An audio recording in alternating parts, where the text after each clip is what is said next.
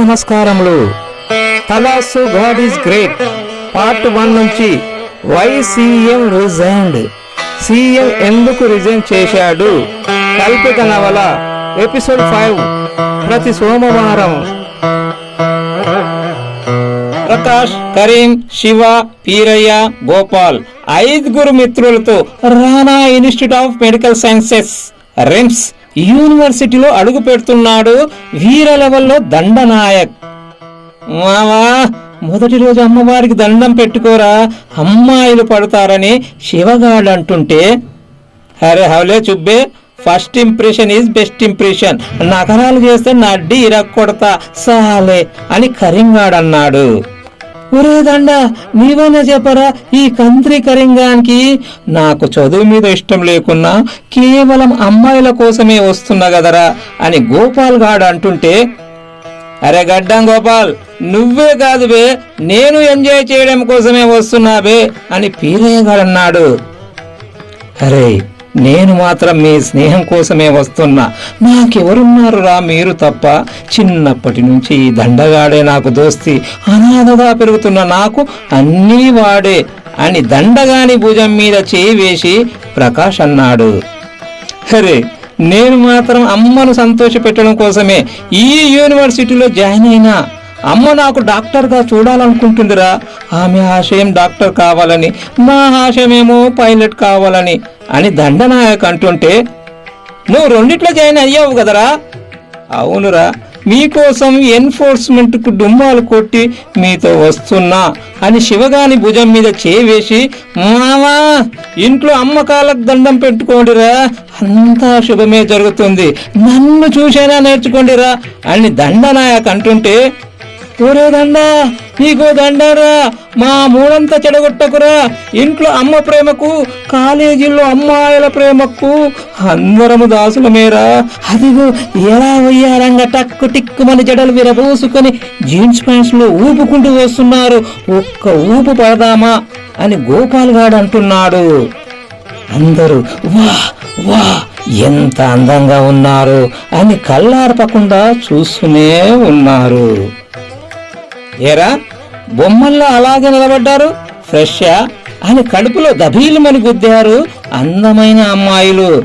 కదలకుండా అలాగే నిలబడ్డారు, వాళ్ళు అలాగే పంచుల మీద పంచులు వేసి అలసిపోయారు. వీళ్ళను ర్యాగింగ్ చేయడం మా తోటి కాదే, కసాయి వాళ్ళలా కదలకుండా బెదలకుండా ఉన్నారని అంటుంటే, అవునవును మీ వల్ల కాదు, మేం ట్రై చేయాలా గర్ల్స్ అనగానే పరుగులు తీస్తున్నారు. నంద స్నేహితులతో ఎదురుగా వస్తున్నది. నందను చూసి వామ్మో పరుగు పోతుందని స్టైల్ గా హాయ్ నంద అంటున్నారు. హాయ్ మగరాయిలు, ఈ రోజు ఎంతమందిని ర్యాగింగ్ చేశారని నంద మరియు స్నేహితులు అడుగుతుంటే, మేమంటే భయపడి ఈ యూనివర్సిటీలో మగరాయిలు ఎవ్వరూ జాయిన్ కావట్లేదే, అందరూ ఆడవారే వస్తున్నారు, మాకు బోరుగా ఉంది, రేపటి నుంచి వేరే యూనివర్సిటీలో జాయిన్ అవుతామే అని అన్నారు. అయితే పార్టీ ఇవ్వవే అంటూ క్యాంటీన్ లోకి వస్తున్నారు. ఒరేయ్ చూడండిరా, గుంపుగా వస్తున్నారు, అందరూ కలిసి మన భర్తం పడతారేమో అని గోపాల్ అంటుంటే, దండ కళ్ళార్పకుండా చూస్తూనే ఉన్నాడు. ఆహా ఆహాహా, ఏం అందం రా, మతిపోతుంది, ఆ మధ్యలో ఉంది చూడు, నాకు బాగా నచ్చింది. అయితే ఆలస్యం ఎందుకురా, వెళ్ళి చెప్పురా, చెప్పు తెగుద్ది అని ప్రకాష్ గాడు అంటుంటే, అయితే నీ వెళ్ళి చెప్పురా ప్రకాష్, నాకు నచ్చావని. ఒరేయ్, ఆమె ఎవరనుకుంటున్నావు? మిస్ యూనివర్స్, ఈ యూనివర్సిటీకే మిస్ యూనివర్స్, మిస్ నందా. అయితే నేను మిస్టర్ను మిస్ కాను, మిస్ నందను పడేస్తా, నీకెవ్వరు పడరురా, ఎందుకంటే నీకు ఆ టాలెంట్ లేదు, ఎప్పుడు చూసినా ఏదో ఒక దాంట్లో తల దూచి తన్నులు తినడమో తినిపించడమో తిక్క తిక్క పనులకు తప్ప నీవు ప్రేమకు పనికి రావని నిన్ను చూస్తే తెలుస్తుందిరా. ఒరే ప్రకాష్, నీవేనారా? నాకు మనసుందిరా, రోజు శవాలను దానం చేసేవాడికి మనసు ఉండదురా అని శివగాడు అంటున్నాడు.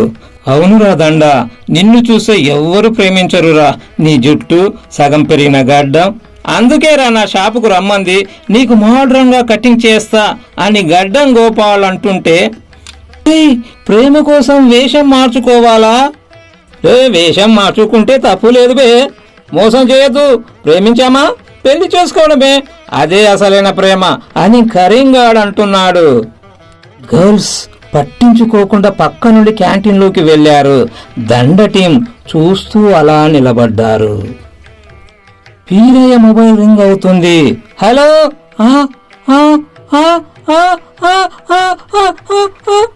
అంటూ కుప్పకూలిపోయాడు. కరింగాడు పీరయ్యను పైకి లేపుతున్నాడు.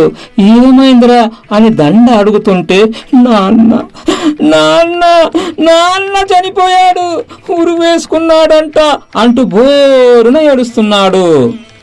అందరూ బైకుల మీద పీరయ్య ఇంటికి వెళ్లారు. ఇంటి ముందున్న చెట్టుకు శవం వేలాడుతుంది. పోలీస్, ఫైర్ ఇంజన్, వెహికల్ సహాయంతో శవాన్ని దించి పోస్ట్ మార్టంకు పంపించారు.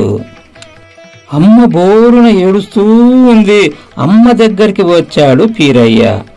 అమ్మ పీరయ్యను గట్టిగా పట్టుకొని ఏడుస్తుంది. చెల్లికి తెలిసిందా అని అడుగుతుంటే పక్కింటాయన కలగ తీసుకొని చెప్పాము, కారు బయలుదేరింది అని అన్నాడు. ఎలా జరిగింది పెద్దాయన అని దండనాయక్ అడుగుతుంటే, ఇది మా ఊర్లో మామూలే బాబు, ఈరోజు వీని వంతు రేపు నా వంతని బాధపడుతుంటే దండా ప్రకాష్ ఇద్దరు ఏంది పెద్దాయన అలా అంటున్నావని అంటుంటే, ఏం చేయమంటారు బాబు, ఆస్తిమూరుడు అప్పులు బారుడు. ఏం చెప్పేది బాబు, ఉన్న 3 ఎకరాలు అమ్మి బిడ్డ పెళ్లి చేసిండు. అప్పులు చేసి ఉన్న ఒక్క కొడుకును బాగా చదివిస్తున్నాడు. బుల్లెట్ బండి కావాలని మొండు చేస్తే ఈఎంఐలో అప్పు చేసి ఇప్పించిండు. 10 ఎకరాలు బటాయికి తీసుకొని పత్తి వేస్తే అకాల వర్షాలకు తడిసి పుచ్చిపోయింది. అప్పుల బాధ తట్టుకోలేక ఉరేసుకున్నాడు. నాది ఇదే పరిస్థితి. ఈ బాధ రేపటితో పోతుంది బాబు, ఈ బాధ రేపటితో పోతుంది బాబు అని బోరున ఏడుస్తుంటే, పెద్దాయన ఏడవకండి, మీకు మంచి రోజులు వస్తాయి అని ఓదారుస్తున్నారు. హరిశ్చంద్ర ప్రసాద్ బంగారు బిస్కెట్లను చూసి మొరవడమే తప్ప వాటిని ఎలా అమ్మాలో తెలియనివాడు. అమ్ముదామన్న ప్రతిసారి రుద్రమదేవి అన్న మాటలే గుర్తుకు వస్తున్నాయి. పాపపు సొమ్ము, పాపపు సొమ్ము. దీని తల్లి, ఇప్పుడు నాకేం తక్కువైంది, రోజు హ్యాపీగానే ఉన్నా. ఇది దొరికినప్పటి నుంచి నిద్ర కూడా సరిగా రావడం లేదని మూటగట్టి అటక మీద విసిరేశాడు. అది ఉన్నదన్న సంగతి కూడా హరిశ్చంద్ర ప్రసాద్ కు తెలియదు. వివేక్ ఏదో ఒక శవం నుంచి బంగారప్పన్నో, ముక్కు పుడుకో, ఉంగరమో ఇవ్వడం, దర్జాగా దొరగా అమ్ముకొని కళ్ళు తాగడమే ఆనందం అనుకుంటున్నాడు. 20 ఏళ్లైనా కాలేజీ స్నాతకోత్సవానికి రానా గారిని చీఫ్ గెస్ట్ గా పిలుస్తున్నారు. నందీశ్వరి టీంతో డ్యాన్స్ ప్రోగ్రాం ఏర్పాటు చేశారు వైస్ ఛాన్సలర్. నందీశ్వరి చదువులో నెంబర్ 1, తండ్రి కోరిక మీద MBBS చదువుతుంది. మరోవైపు రానా ఫౌండేషన్ సంస్థలోనే కరాస్పాండెంట్ లో లా చదువుతుంది. మెడికల్ కాలేజీ పక్కనే లా కాలేజీ ఉన్నందున సౌకర్యంగా ఉంటుందని. నంద తండ్రి బిజినెస్ మ్యాన్, 10,000 కోట్ల షేర్ల ఆస్తిపరుడు, 2,000 ఎకరాల భూస్వామి. అయినా సాదా సీదగా ఉంటాడు. నిగర్వి, భార్య లేదు, ఒక్కగానొక్క కూతురు, చాలా గారాభంగా పెంచుతున్నాడు. నందకు రమేష్ అంటే ఇష్టం, ఒక విధంగా ప్రేమిస్తుందనే చెప్పాలి. రమేష్ క్లవర్ స్టూడెంట్, అన్నిట్లో ఫస్ట్.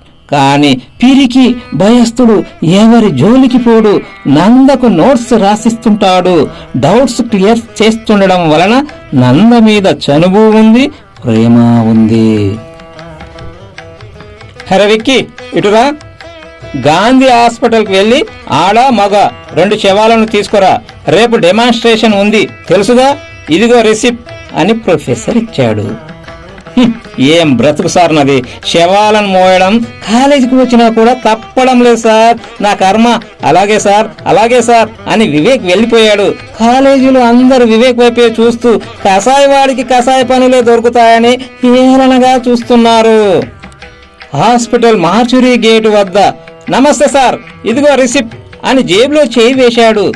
ఓ, రిసిప్ట్ ఆప్రాన్ జేబులోనే ఉందని ప్రొఫెసర్ కు ఫోన్ చేశాడు. నమస్తే సార్, చెప్పరా అని అన్నాడు. రిసిప్ట్ మర్చిపోయా సార్. ఎప్పుడు నీ పని అంతే, ఏదో పరధ్యానంలో ఉంటావు. సర్లే, ఫోన్ అతనికి ఇవ్వు అనగానే ఇచ్చాడు. మా వాడు రిసిప్ట్ మర్చిపోయాడు, ఏం పర్వాలేదన్నాడు. 200 ఇవ్వగానే మూర్చిపోయి లోపలికి పిలిచాడు.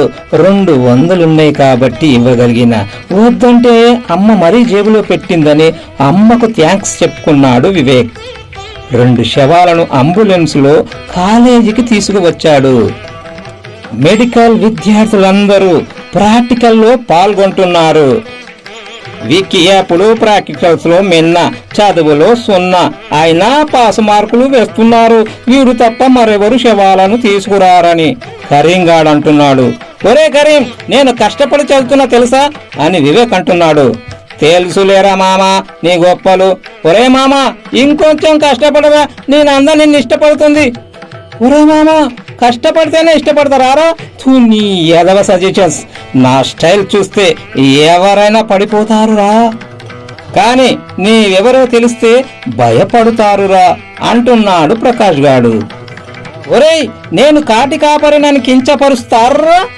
మీ మీద కులం పేరుతో అవమానించారని కేసు పెట్టి బొక్కలో ఇరికిస్తా, ఖబర్దార్ అని వివేక్ హెచ్చరిస్తున్నాడు. ఒరే మామా, ఆవేశపడకురా, ఆవేశపడినా ఆట పట్టించిన ఈ ఆడది పడకురా. నంద సోడాపుట్టి గాని ప్రేమిస్తోందిరా, వాడు దాన్ని ప్రేమిస్తుండు. వాడు చదువులో తప్ప దేనికి పనికిరాడు, వాణ్ణి ఏం చూసి ప్రేమిస్తుందిరా? చదువులో వాడు కాలేజీలో టాపర్, వినయంలో డూపర్. మన ప్రొఫెసర్ చెప్పారు కదరా, ఈ క్వాలిఫికేషన్స్ చాలురా అమ్మాయిలు పడటానికని కరీం గాడు అంటున్నాడు. అరే కరీం, ప్రకాష్ నందను మర్చిపోవాల్సిందేనారా రా అని వివేక్ అంటుంటే, ఈ నంద కాకపోతే మరో నంద ఎక్కడో అక్కడ ఉంటుంది. వేట్, ఉంటుందా మామా? ఉంటుంది మామా, వండి తీరుతుంది మామా అని కరీం ప్రకాష్ అంటున్నారు.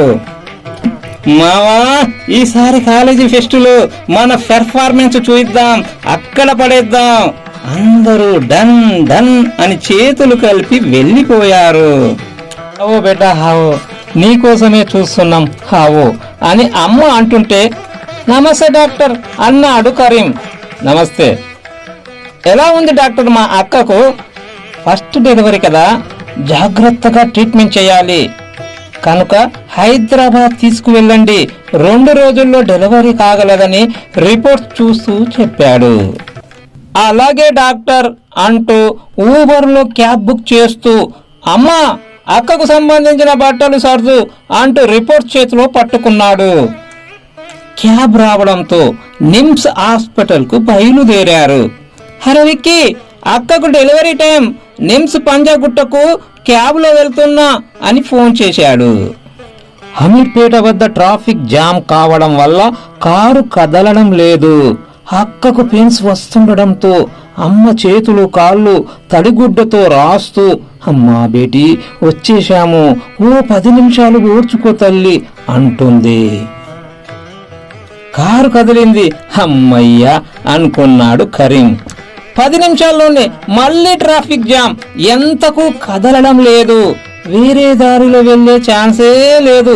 అక్కకు పెయిన్స్ వస్తూనే ఉన్నాయి. యా అల్లా, క్యాకరు అంటూ కారు దిగి ఏం జరిగిందో అని చూశాడు. ముస్లిం సమాధుల గోడ పక్కన స్కూటర్ యాక్సిడెంట్ జరిగింది. పోలీసులు వ్యాన్లు దిగి నడుచుకుంటూ వస్తున్నారు. జనాలు గుమిగూడి ఫోటోలు తీస్తున్నారు. కానీ రోడ్డుకు అడ్డగా పడి ఉన్న వెహికల్స్ ను కదపడం లేదని కరీం, ఏం మనుషులయ్యా, మొబైల్స్ జేబులో పెట్టుకునండి, రండి వెహికల్స్ పక్కన జరుపుదామంటే 2 వచ్చి హెల్ప్ చేస్తున్నారు. అతి కష్టం మీద రోడ్డు మీద పడున్న వాహనాలను పక్కకు జరిపి రోడ్ క్లియర్ చేశారు. పోవడానికి రావడానికి సింగిల్ దారి ఉన్నందున కొన్ని వాహనాలు వెళుతున్నాయి. ఇంతలో పోలీసు వారు వచ్చి అరుస్తూ పంచనామా చేయడంతో కరీం వెనక్కి వచ్చి కారులో కూర్చున్నాడు. కారు మెల్లగా కదులుతుంది. నిమ్స్ హాస్పిటల్ కు 2 గంటలు ఆలస్యంగా చేరుకున్నారు. అక్కను ఎమర్జెన్సీ వార్డుకు తీసుకువెళ్లారు. డాక్టర్ పల్స్ చూసి లాభం లేదన్నాడు. బోరున కరీం తల్లి ఏడుస్తున్నారు. దండా ప్రకాశులు ఎంతో బాధపడ్డారు. కరీం గాని భుజం తట్టి ఓదారుస్తున్నారు. ట్రాఫిక్ జామ్, తల్లి బిడ్డలను పొట్టన పెట్టుకుంది, రోడ్డు పక్కనే కర్భస్థాన్, అక్కడే యాక్సిడెంట్ అయ్యింది. ఎందుకురా ఇంకా మూఢనమ్మకాలు? ఎప్పుడో కట్టిన సమాధులు తొలగిస్తే ఏం పోతుందిరా దండ అని బోరుమన్నాడు. అవునుగా కరీం, ఈ ప్రభుత్వాలకు చిత్తశుద్ధి లేదు. అరే దండా, ప్రభుత్వాలను తిట్టుతావేమిటిరా? ముందు మత పెద్దలను తిట్టు. నడి రోడ్డులో మసీదులు, దేవాలయాలు, చర్చిలు, కనీసం సిట్ అన్నా చెయ్యొచ్చు కదరా అని ప్రకాష్ అంటున్నాడు. ఎవర్రా పట్టించుకునేది? ఎవరికి వారు అంటారు తప్ప ఎవరు ఏ నాయకుడు ముందుకు రారు. అవునురా, పిల్లి మెడలో ఎవరు ముందు గంట కడతారని ఎలుకలు వాదించుకున్నట్లుంది. కరీంగాడు గుర్రమంటూ, ఒరే దండ, నువ్వు బెటరురా, రోజు ఎన్నో శవాలను కాలుస్తున్నావు, చాలా మంచి పని చేస్తున్నావురా. అన్ని మతాల వారు నీలా దహనాల పద్ధతి పాటిస్తే బాగుంటుందిరా. దండ, నాకు మాట ఇవ్వరా అని చేతిలో చేయి వేసి, నేను చనిపోతే నన్ను దహనం చేయాలి, నన్ను కాల్చాలి, నా బూడిదను కూడా భూస్థాపితం చేయాలన్నాడు. ఏంద్రా కరీం, నువ్వు నూరేళ్లు బ్రతుకుతావురా. ఏదో రోజు అందరూ దహన సంస్కారాలే జరిపిస్తారు. ఒట్టని కౌగలించుకొని కన్నీరు పెట్టాడు.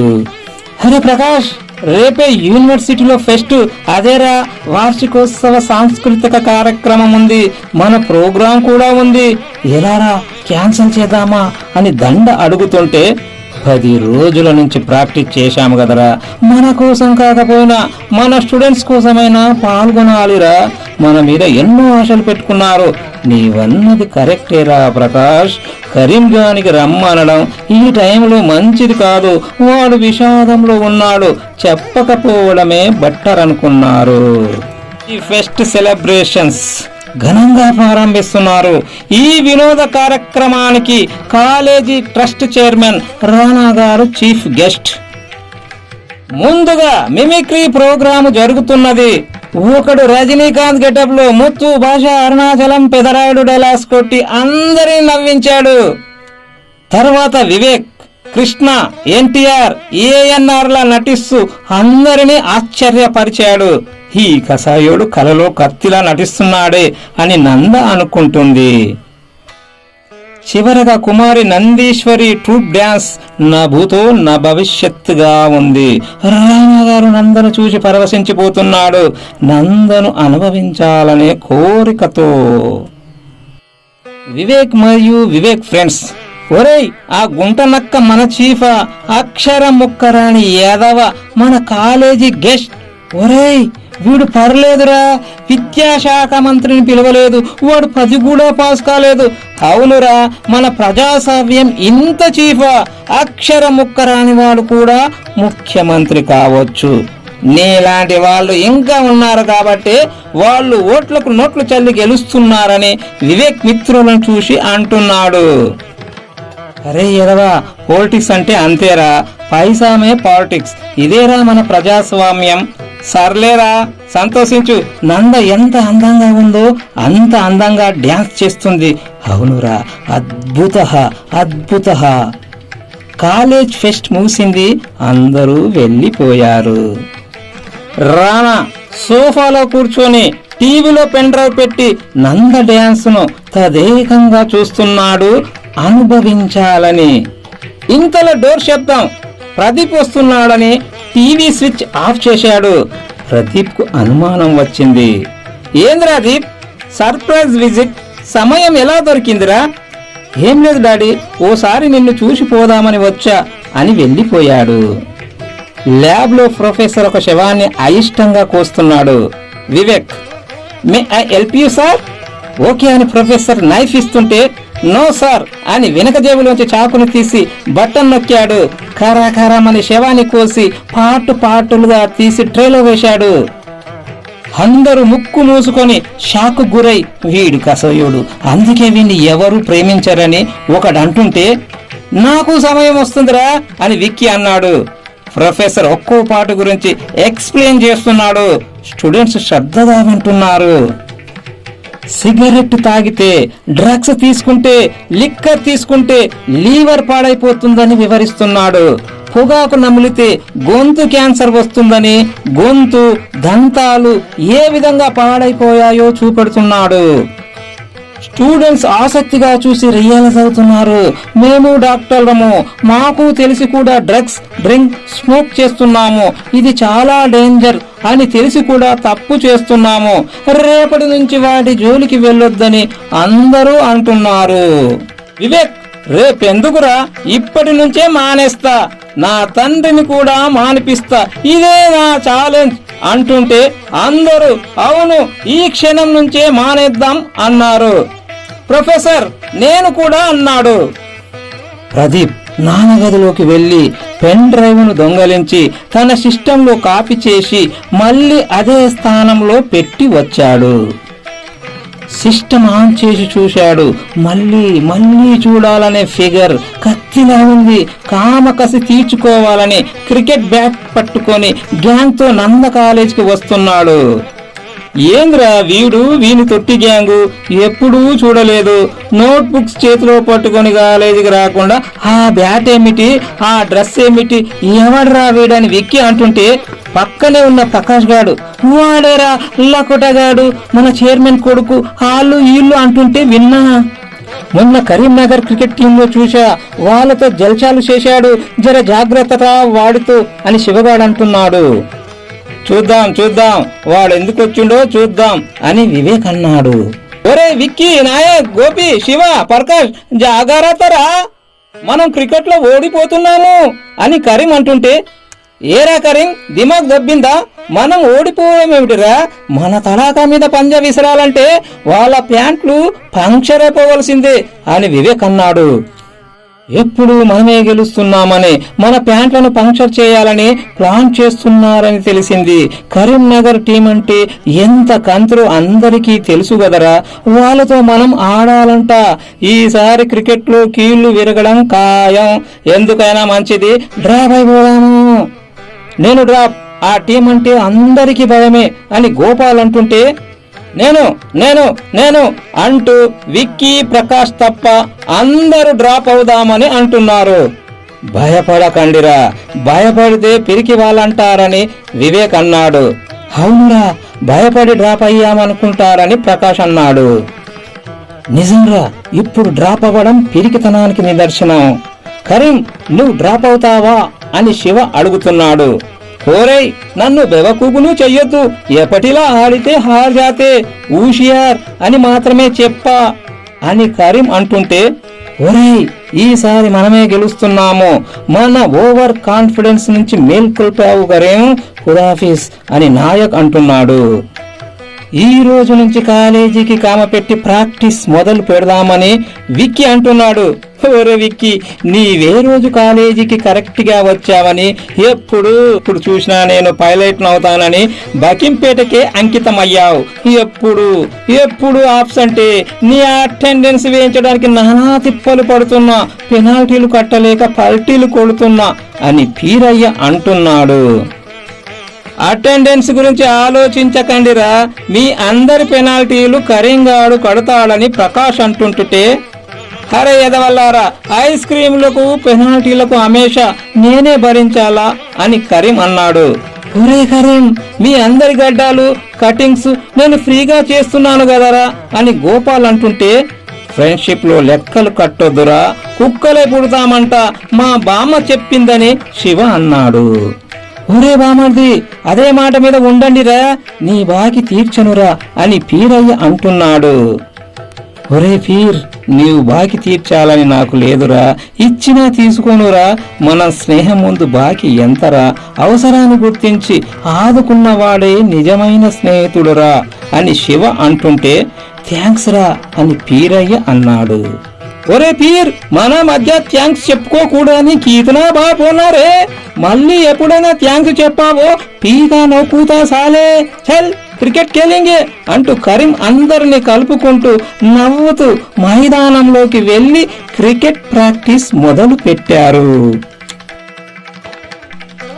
ఈ నవల మీకు నచ్చితే సబ్స్క్రైబ్ చేయండి, కామెంట్ రాయండి, లైక్ చేయండి, షేర్ చేయండి.